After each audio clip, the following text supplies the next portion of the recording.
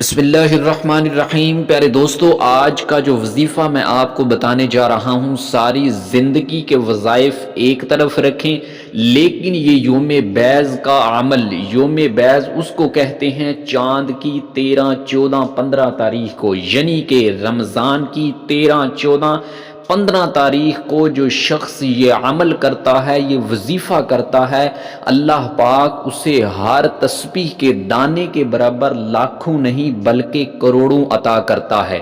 اور یہاں تک کہ اگر کوئی غریب شخص جس کے پاس کھانے کے لیے کچھ بھی نہیں ہے، ایک پیسہ بھی نہیں ہے، اگر ان دنوں کے اندر وہ شخص یہ وظیفہ کرتا ہے، یہ عمل کرتا ہے، تو اللہ پاک اسے بھی غنی فرما دیتا ہے، دل کی ہر ایک مراد کو پورا فرما دیتا ہے۔ وہ شخص کروڑوں میں کھیلتا ہے جو ان دنوں کے اندر یہ اعمال کرتا ہے، یہ وظیفہ کرتا ہے۔ تو پیارے دوستو، اس وظیفے کو آپ نے یقین دہانی کے ساتھ کرنا ہے، اللہ پاک پر بھروسہ رکھتے ہوئے کرنا ہے، اور اس وظیفے کو آپ نے چھوڑنا نہیں ہے۔ اور یاد رکھیے، اس وظیفے کو آپ نے، اس ویڈیو کو آپ نے اپنے دوستوں احباب تک بھی شیئر کرنا ہے تاکہ وہ بھی اس عمل سے فائدہ حاصل کر سکے۔ آپ نے یہ کرنا ہے کہ 13 رمضان المبارک جیسے ہی آئے، آپ نے صبح فجر کی نماز ادا کرنی ہے، ایک تسبیح اس وقت پڑھنی ہے، اور ایک تسبیح آپ نے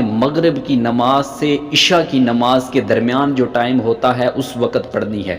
آپ نے صبح کی نماز پڑھنی ہے، اس کے بعد آپ نے سب سے پہلے درود پاک پڑھنا ہے، کوئی سا بھی درود پاک پڑھ لیں۔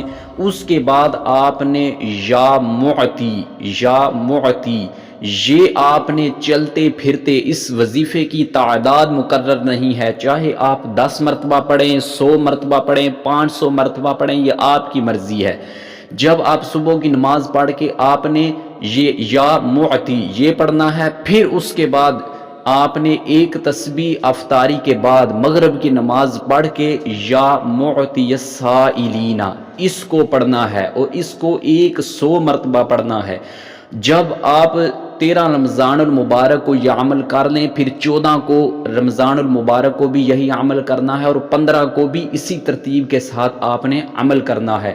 انشاءاللہ عز و جل اس کی برکت سے اللہ پاک آپ کو اتنا دے گا کہ آپ کے ذہن اور گمان میں بھی نہیں ہوگا۔ اللہ پاک آپ کا حامی و ناصر ہو۔ السلام علیکم ورحمۃ اللہ۔